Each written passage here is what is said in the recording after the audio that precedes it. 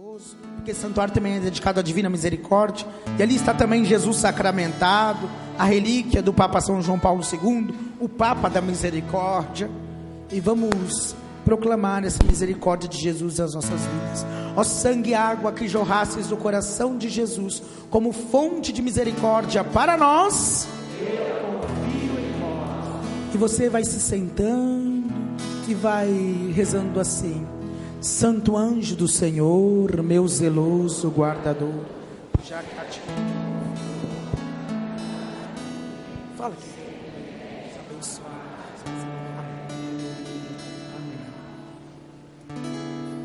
Eu convido você a abrir sua Bíblia no Evangelho de São João, capítulo 20, versículo 19. João 20, 19.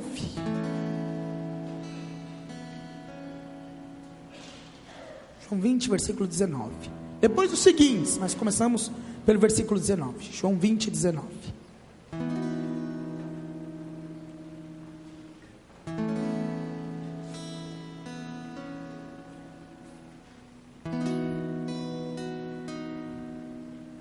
Na tarde do mesmo dia, que era o primeiro da semana, os discípulos tinham fechado as portas do lugar onde se achavam por medo dos judeus. Jesus veio e pôs-se no meio deles.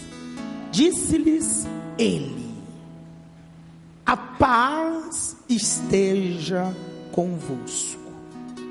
Dito isto, mostrou-lhes as mãos e o lado. Os discípulos alegraram-se ao ver o Senhor. Disse-lhes outra vez: a paz esteja convosco. Como o Pai me enviou, assim também eu vos envio a vós. João 20, versículo 22. Depois dessas palavras, soprou sobre eles, dizendo-lhes: recebei o Espírito Santo. Aqueles a quem perdoardes os pecados, ser-lhe-ão perdoados. Aqueles a quem os retiverdes, ser-lhe-ão retidos. Tomé, um dos 12, chamado Dídimo, não estava com eles quando veio Jesus. Versículo 25. Os outros discípulos disseram-lhe: vimos o Senhor. Mas ele replicou-lhes: se não vir nas suas mãos o sinal dos pregos, e não puser o meu dedo no lugar dos pregos, e não introduzir a minha mão no seu lado, não acreditarei. 8 dias depois, estavam seus discípulos outra vez no mesmo lugar, e Tomé com eles. Estando trancadas as portas, veio Jesus, pôs-se no meio deles e disse-lhes: a paz esteja convosco. Depois disse a Tomé: introduz aqui o teu dedo e vê as minhas mãos. Põe a tua mão no meu lado. Não sejas incrédulo, mas homem de fé. Respondeu-lhe Tomé: meu Senhor e meu Deus. Versículo 29. Disse-lhe Jesus: creste porque me viste. Felizes aqueles que creem sem ter visto. Tudo isso para nós é palavra da salvação. Meu irmão e minha irmã, eu só antecipei porque este evangelho vocês escutarão no domingo próximo, o segundo domingo da Páscoa, que tinha um nome antigo e agora tem um nome novo também. O nome antigo era Domingo das Vestes Brancas, Porque na igreja antiga, os catecúmenos, os que se preparavam para receber os 3 sacramentos da iniciação cristã, batismo, crisma e eucaristia, eles recebiam os sacramentos, geralmente, na vigília pascal, no sábado santo. E aí, para mostrarem que tinham se tornado novas criaturas, eles usavam vestes brancas. Só que essas vestes brancas, eles só tiravam no outro domingo, depois da Páscoa. Por isso era o domingo das vestes brancas, que era o domingo que eles entregavam as vestes brancas, porque ficava uma semana inteira vestido de branco, participando da Eucaristia todos os dias, para celebrar de verdade toda a graça que eles receberam no batismo. Então esse segundo domingo da Páscoa sempre foi um domingo importante, o domingo das vestes brancas, para recordar a própria graça do batismo. Mas, como sabem, e aqui se sabe mais ainda, Jesus apareceu na década de 30, a irmã polonesa Maria Faustina Kowalska, lá na Polônia, claro, e lá ele se revelou como Jesus misericordioso, e revelou a sua misericórdia. E um dos pedidos que Jesus misericordioso fez à irmã Faustina foi que no domingo depois da Páscoa, no domingo do 8º, domingo das vestes brancas, fosse conhecido como domingo da divina misericórdia. E cada vez que a irmã Faustina recebia uma mensagem dessa, ela ficava mais assustada, porque ela falava assim: quem sou eu, uma freira aqui do interior da Polônia, tão longe de Roma, como eu vou convencer o Papa a difundir a devoção da misericórdia? Como eu vou convencer o Papa a criar uma nova festa na igreja? Quem sou eu? E aí Jesus falava a Faustina: minha filha, só faz o que eu estou te mandando, escreve e conversa com o teu diretor espiritual. E ela ia lá, falava com o diretor espiritual, para ele falar com o Papa lá em Roma. E sempre era esse processo. E em vida de verdade, Faustina viu muito pouco do que Deus ainda estava por fazer, por essa nova devoção, que não é tão nova assim, porque a divina misericórdia sempre existiu na palavra de Deus e na igreja, mas apresentava-se ao mundo de um modo novo. E na verdade, Faustina, quando reclamava para Jesus que não conseguia realizar o que ele estava pedindo, ele falava assim: minha filha, eu sei que não é fácil, sei que tudo está difícil, mas quando eu quero, acontece. Jesus falava para ela. Jesus dizia para ela: quando eu quero, de algum modo acontece. E Faustina morreu. E quando ela morreu na Polônia, os bispos poloneses não gostavam dessa devoção da divina misericórdia. Achavam que era algo novo, achavam uma devoção desnecessária, não precisava dessa devoção na igreja, achavam os bispos poloneses. Na verdade, o único bispo que ficou do lado de Faustina foi o cardeal, de onde ela morreu, de onde ela viveu parte da sua vida, e morreu em Cracóvia. O cardeal de Cracóvia, esse era a favor de Faustina. Era o cardeal Karol Wojtyła, polonês. E ele ficou ali, foi ele que abriu o processo de beatificação de Faustina na Polônia. Foi ele que defendeu e difundiu a devoção da divina misericórdia. Mas Jesus já tinha falado a Faustina que ela não precisava desanimar, porque quando ele quer, ele dá um jeito e faz. E ele deu o jeito, porque depois Karol Wojtyła se tornou o Papa São João Paulo II. Aconteceu um milagre que ninguém esperava. Há mais de 400 anos não tinha na igreja um Papa que não fosse italiano. Durante 4 séculos todos os papas foram italianos. Então já se achava que o novo Papa, depois de João Paulo I, também seria italiano. E aí foi um polonês. Tanto que quando João Paulo II se apresentou lá na bancada para dar a primeira bênção, ele falou: eu sou o bispo que veio de longe, de bem longe, porque da Polônia para a Itália é uma distância boa. E por que Jesus trouxe aquele homem da Polônia? A gente sabe por quê. 27 anos de um pontificado maravilhoso, de um santo na igreja. Vocês trazem até aqui uma parte dele, né? Ele está aqui presente, não só espiritualmente, mas com a relíquia que está aqui no santuário. Mas certamente, depois de Santa Faustina, o maior apóstolo dessa devoção da Divina Misericórdia foi São João Paulo II. E todo o caminho de João Paulo II foi para isso. O Papa Francisco, no ano retrasado, se não me engano, ele falou com os padres da diocese dele, que é a diocese de Roma, mas falou para todo mundo. Ele disse que o Papa São João Paulo II, o Papa Francisco falou isso, que o Papa São João Paulo II, que foi canonizado pelo próprio Papa Francisco, teve uma intuição de que 30, 40 anos para cá, é o tempo da misericórdia. Olha que bonito. Que de 30 a 40 anos para cá, esse tempo que nós vivemos, é especialmente o tempo da misericórdia. Aí o Papa Francisco dizia aos padres, por isso que João Paulo II fez questão de beatificar Faustina, canonizar Faustina, e proclamou aquilo que Jesus tinha pedido a Faustina, o domingo da Páscoa, como o segundo domingo da Páscoa, o domingo da oitava, como o domingo da Divina Misericórdia. O Papa Francisco diz assim, que o Papa São João Paulo II foi aos poucos avançando nessa área.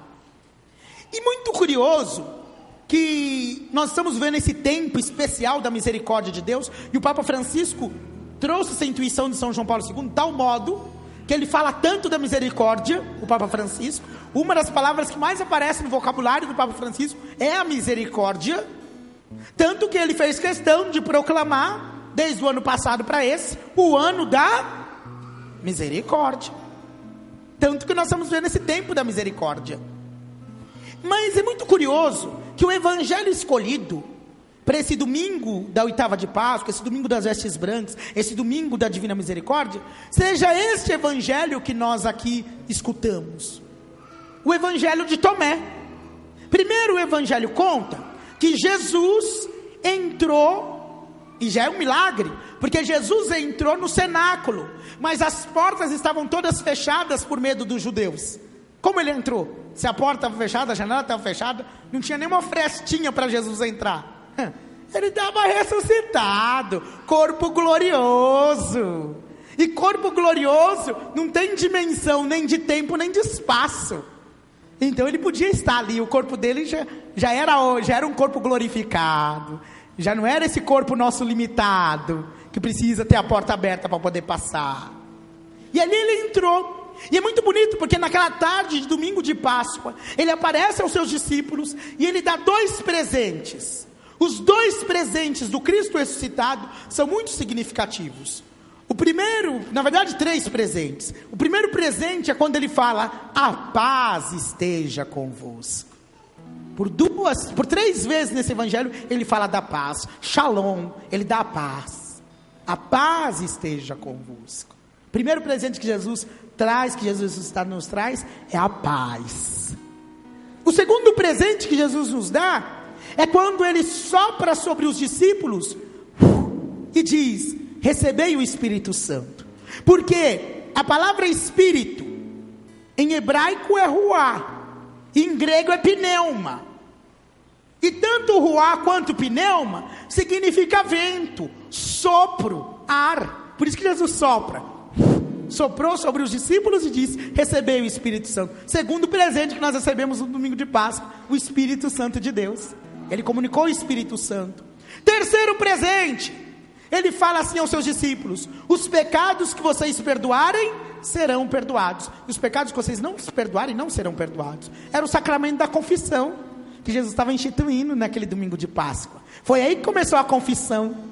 Os pecados que os apóstolos e os sucessores dos apóstolos, os bispos, os padres perdoarem, serão perdoados, e os que eles não perdoarem não serão perdoados. Cristo que perdoa por meio do sacerdote é um outro presente, o presente do sacramento da confissão.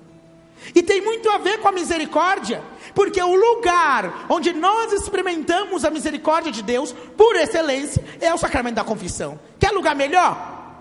Santo Afonso de Ligório, doutor da igreja, ele tinha uma frase muito bonita, que ele dizia assim, que o sacramento da confissão é o único tribunal, porque é um tribunal, então ali tem o réu, o criminoso, é o único tribunal, onde o criminoso chega se acusando, dizendo, fui eu mesmo que fiz esse crime, e sempre sai absolvido. É o único tribunal onde o réu reconhece seu crime e sai absolvido. É o lugar da misericórdia. Quem entra no sacramento da confissão com verdadeiro arrependimento, sai sempre perdoado. Por pior que seja o pecado. Pode ser o pecado de aborto, pode ser o pecado que matou 10 pessoas, pode ser o pecado que roubou, violentou. Mas se a pessoa estiver arrependida, naquele momento, ela é perdoada. Ao tamanho da misericórdia de Deus, que se expressa no sacramento da confissão, que nos foi dada de presente no domingo de Páscoa. Olha quantos presentes que nós recebemos no domingo de Páscoa: a paz, o Espírito Santo e a misericórdia de Deus na confissão. São muitos presentes. Mas eu queria dizer para vocês que é importante que a gente acredite. Tomé não acreditou de primeira mão. À primeira vista ele não acreditou. Ele não estava com eles. Aí quando chegou lá para os discípulos, ele falou: a primeira coisa que os discípulos falaram: ele ressuscitou, ele está vivo. Jesus está vivo. Nós o vimos. Nós vimos Jesus. E Tomé: viram nada. Sei não.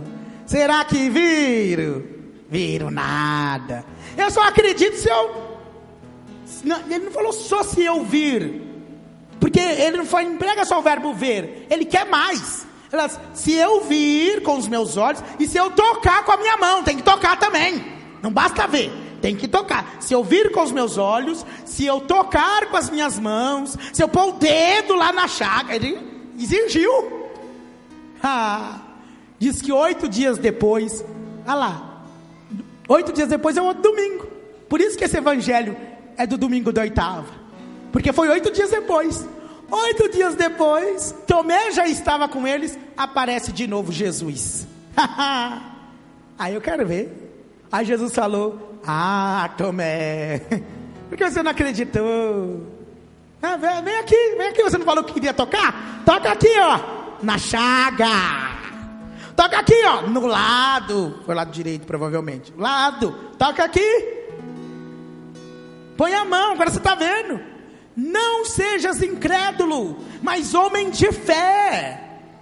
E aí Tomé faz a sua profissão de fé: meu Senhor, meu Deus. Ele reconhece o Senhor Jesus Cristo como seu Deus. Mas Tomé leva um puxão de orelha de Nosso Senhor. Um segundo puxão de orelha. Além de Jesus dizer para ele que ele não devia ser incrédulo, ele diz assim: você acreditou porque você me viu. Mas felizes são aqueles que creram sem ter visto. Mais felizes são aqueles que creram sem ter visto. Meu irmão e minha irmã, nós não vimos Jesus. Pelo menos não ele com o corpo glorioso. Talvez um aí que é mais místico, que é mais santinho, mais santinha, viu Jesus na oração. Ele apareceu, conversou com a pessoa, como apareceu lá para os pastorinhos de Fátima, né? Eles viram Jesus, viram Nossa Senhora, né? Talvez Santa Faustina, que viu Jesus misericordioso, Santa Margarida Maria, que viu o coração de Jesus.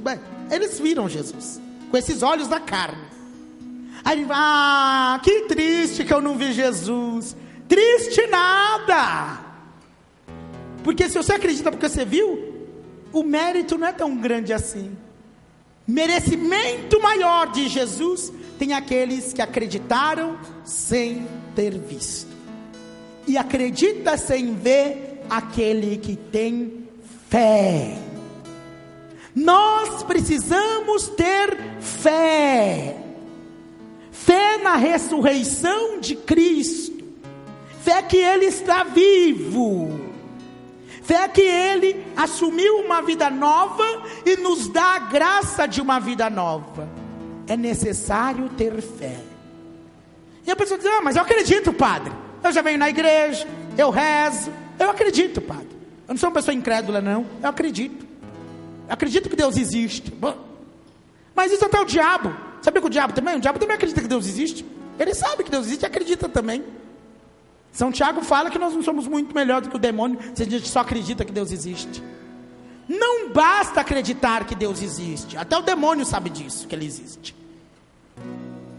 Nós temos que ter uma fé que mude a nossa vida. Uma fé que nos faça tocar Jesus, como Tomé tocou com o dedo, nós devemos tocar com a fé. Uma fé que não só toca a existência de Deus, porque isso a gente pode falar, pode fazer palestra, mas é uma fé que não só sabe que Ele existe, mas é uma fé que nos dá a graça de um encontro com Ele, de encontrar Jesus e de deixar que Ele mude a minha vida. Esta é a fé que nós devemos ter. Fé que Ele está vivo. São Paulo diz em 1 Coríntios 15, que se nós não acreditamos na ressurreição de Jesus, que Ele está vivo, nós somos dos homens os mais dignos de pena, de dó. Meu irmão e minha irmã, nós precisamos acreditar que Ele está vivo. Mas acreditar que Ele está vivo significa acreditar que Ele me ama, que Ele nunca deixou de me amar. Porque se Jesus, sendo Deus com o Pai e o Espírito Santo, o Filho, a segunda pessoa da Trindade, Ele se fez homem, foi por amor, para nos salvar, porque nos ama. Se Ele viveu a nossa vida em tudo, menos no pecado, é porque nos ama. Se Jesus de verdade, Ele deixou-se ser crucificado, sofreu tudo que sofreu, flagelado, coroado de espinhos, tudo isso que nós vimos aí da Sexta-feira Santa, é porque nos ama. Se Ele morreu na cruz, foi por amor, mas também se Ele ressuscitou, é porque Ele nos ama. E se Ele permanecesse morto, teria sido um grande líder, um grande profeta, mas seria tão igual a todos os outros, porque tem tantos profetas, tem tantos líderes que morreram. Jesus também morreu, é mais um que morreu. Tinha bons ideais, era um bom homem, fez até milagre, mas morreu e está morto. Não, mas a diferença é essa: Ele está vivo, Ele ressuscitou. Outros fundadores de religião, com grande respeito, homens sábios, homens que faziam o bem, fundadores lá do budismo, fundador da igreja luterana, fundador lá do hinduísmo, do shintoísmo, fundador de grandes religiões, do islamismo, morreram, fizeram sua missão e morreram. Mas a única religião que pode dizer que tem o seu fundador vivo e adora o seu fundador que está vivo é a religião católica. É a única.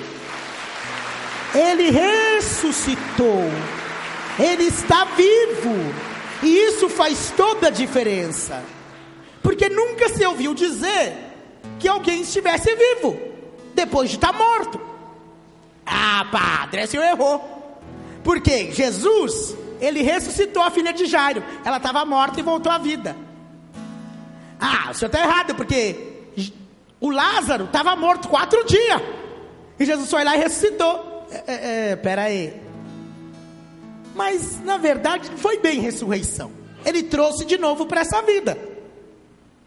Mas vocês sabem que depois a filha de Lázaro, depois que ela ficou viva de novo, demorou mais um tempo e ela morreu de novo. Lázaro também, ele voltou à vida, mas chegou um tempo que depois ele morreu de novo. Mas Jesus não. Nós ouvimos na vigília pascal, eram 7 leituras do Antigo Testamento, mais uma do Novo Testamento, e a única leitura do Novo Testamento, fora o Evangelho, era de Romanos 6, e nós ouvimos esta leitura, que dizia assim, em Romanos 6, ou ignorais que todos que fomos batizados em Jesus Cristo, fomos batizados na sua morte? Fomos, pois, sepultados com Ele na sua morte pelo batismo, para que como Cristo ressurgiu dos mortos pela glória do Pai, assim nós também vivamos uma vida nova.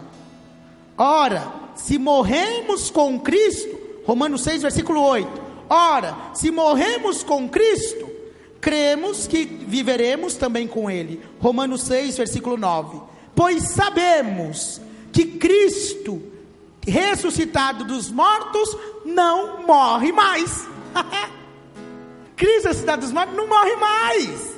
Acabou. Ele destruiu a morte. A morte não tem mais domínio sobre ele, nem a morte terá mais domínio sobre ele. Cristo ressuscitado dos mortos não morre mais. Quem é que passou pela morte e viveu de novo e destruiu a morte? Só Jesus. Essa é a diferença. Meu irmão e minha irmã, nós nos alegramos tanto, e nós pulamos, nós cantamos, nós louvamos, porque é Páscoa. Porque a Páscoa de Cristo é certeza da nossa Páscoa. Porque a vitória de Cristo é certeza da nossa vitória. Nós ouvimos na leitura, na segunda leitura desse domingo de Páscoa, dizia assim São Paulo aos Colossenses: se portanto ressuscitastes com Cristo, buscai as coisas do alto. Pera aí, ele diz, se ressuscitastes com Cristo. Será que nós ressuscitamos com Cristo? Ressuscitamos sim. Sabe quando que nós ressuscitamos com Cristo? Disse aqui, Romanos 6, que nós ouvimos na vigília. Nós ressuscitamos com Cristo quando morremos com Ele no batismo. Foi ali que nós ressuscitamos. Ali no dia do nosso batismo. Por isso que o batismo é tão importante. Quem é batizado aqui, levanta o braço. Muito bem. No dia que você foi batizado, batizada, ali na pia batismal teve uma morte. A morte do homem velho, a morte da mulher velha, junto com Jesus, que morreu na cruz, foi sepultado. Ali foi sepultado também o homem velho e a mulher velha e os nossos pecados.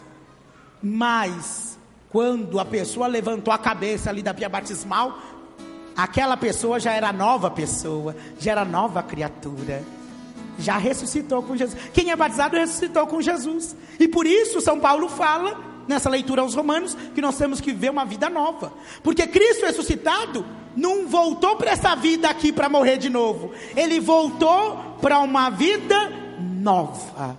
E por isso nós somos chamados a não só ressuscitar com Cristo pelo batismo, mas viver uma vida nova. Nada mais de vício, nada mais de mentira, nada mais de fofoca, nada mais de egoísmo, de inveja, de falar mal do outro, nada mais de desejar o que é do outro, nada mais de ciúme, nada mais de impureza, nunca mais. Sabe por quê? Agora é vida nova. Eu ressuscitei com Jesus.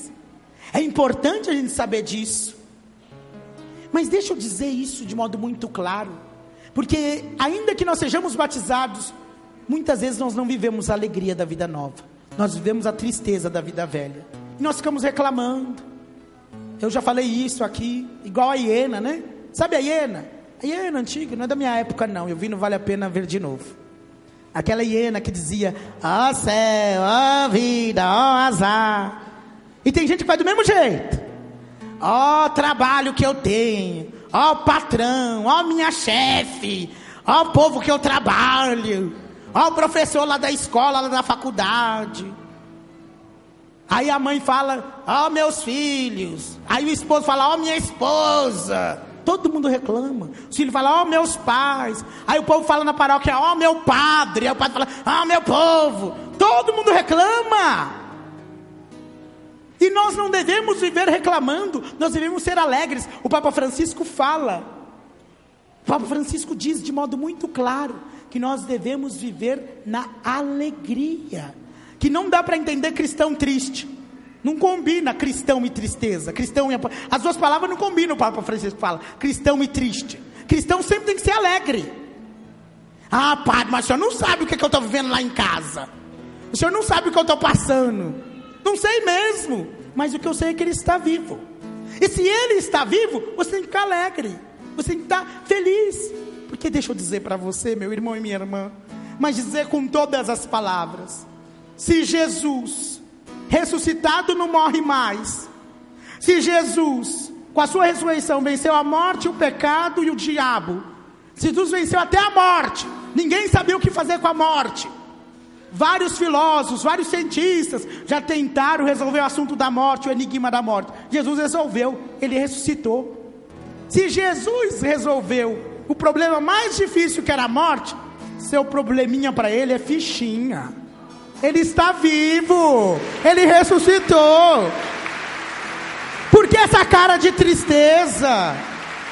O Papa Francisco fala que tem muita gente com cara de vinagre.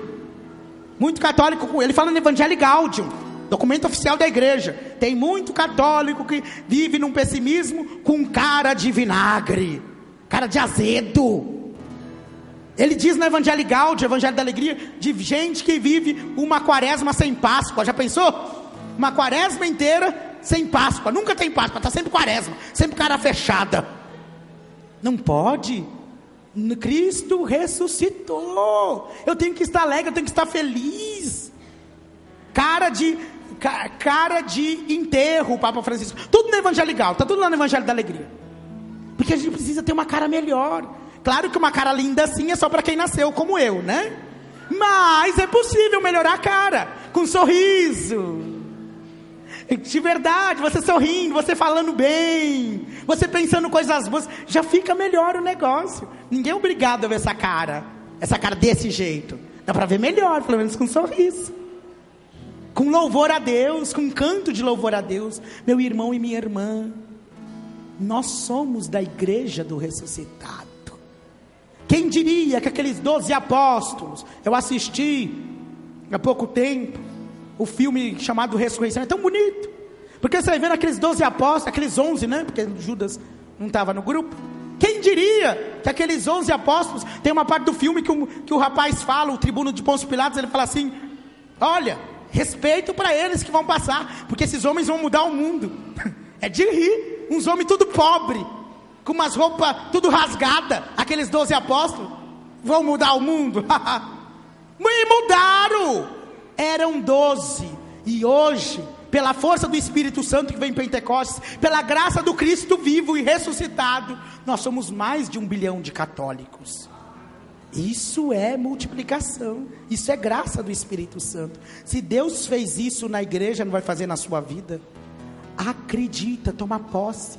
Eu quero terminar, mas com uma ideia muito clara, de que Tomé fez questão de tocar as chagas de Cristo. O Papa Francisco, ele tem um trecho muito bonito, que ele falou no dia da canonização de João Paulo II, 27 de abril de 2014. O Papa Francisco falou isso no dia 27 de abril, falando sobre esse evangelho, que era o evangelho da misericórdia, porque foi no domingo da misericórdia. Ele está comentando esse evangelho aqui que nós escutamos. Se as chagas de Jesus, aquelas chagas que ele apresentou para Tomé, se as chagas de Jesus podem ser de escândalo de fé, são também a verificação da fé. Por isso, no corpo do Cristo ressuscitado, as chagas não desaparecem. Olha que interessante.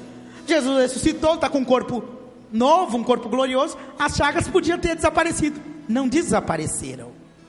As chagas continuam, diz o Papa Francisco, porque aquelas chagas, olha que lindo, porque aquelas chagas são um sinal permanente do amor de Deus por nós.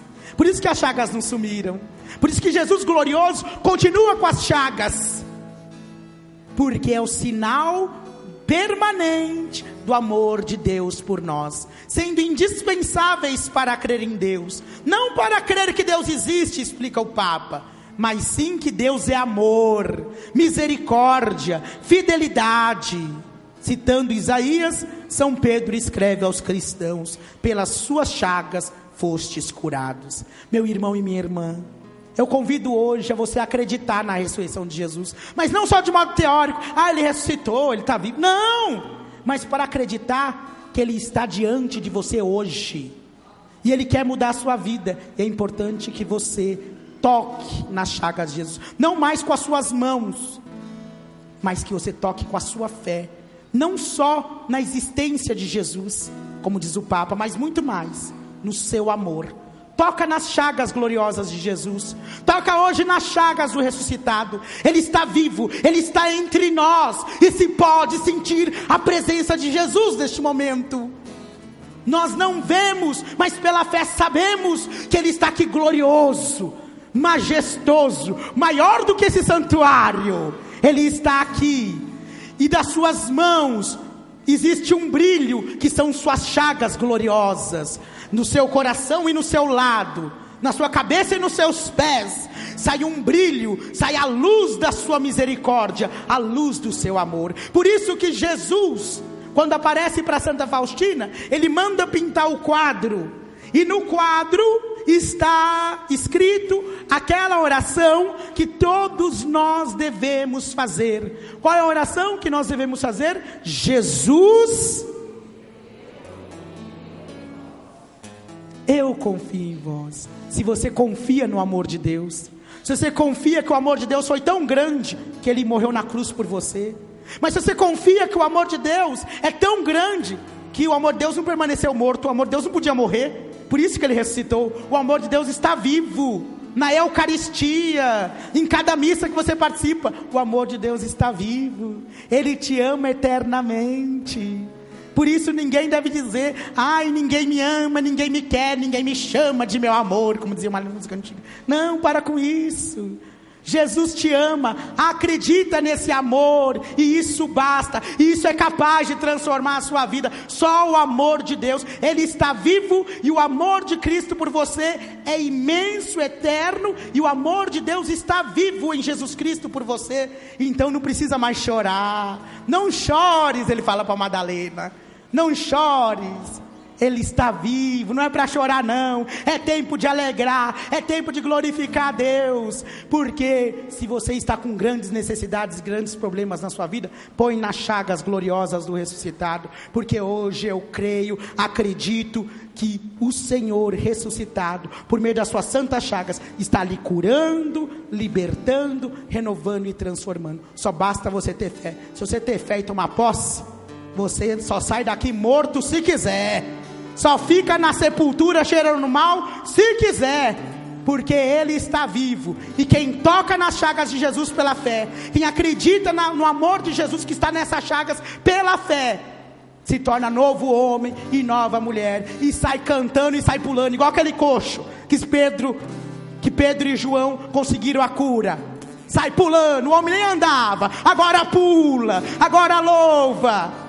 E se você ainda está aí, coxo, sem andar, parado, desanimado, toca nas chagas de Jesus, ou melhor, deixa as chagas do amor de Jesus tocar a sua vida, porque Ele está aqui, e Ele quer te ver feliz, e Ele quer te ver ressuscitado com Ele, e Ele quer te ver vitorioso, vitoriosa com Ele. Basta você acreditar que do mesmo jeito você não fica, vai ficar muito melhor, vai ficar com uma nova vida, vai ficar realmente ressuscitado com Ele. Você acredita? Quem acredita diz amém. Amém. Quem quer tomar posse da ressurreição diz aleluia. Aleluia. Então que hoje Nossa Senhora cele todas essas palavras, essa longa pregação que a gente fez hoje, que Nossa Senhora cele todas essas palavras, dando a você a certeza da ressurreição de Cristo na sua vida, para que Ele possa transformar a sua vida, e você possa sair por aí dizendo: eu sou diferente, não porque eu sou melhor, mas porque Jesus morreu e ressuscitou por mim, e Ele está vivo, e Ele quer salvar a sua vida também. Se você tiver essa certeza, você transforma o mundo, como aqueles 12 esfarrapados lá transformaram o mundo inteiro com a Santa Igreja Católica, os 12 apóstolos. Confia, acredita, por menor que você seja, é o Espírito Santo, é o Cristo ressuscitado que age em você. Se coloca de pé neste momento. Se coloca de pé. Aplaude o ressuscitado, aplaude aquele que venceu. Ele merece todo aplauso, Ele merece toda a glória. Ele não morre mais, e Ele nos dá a certeza da vitória.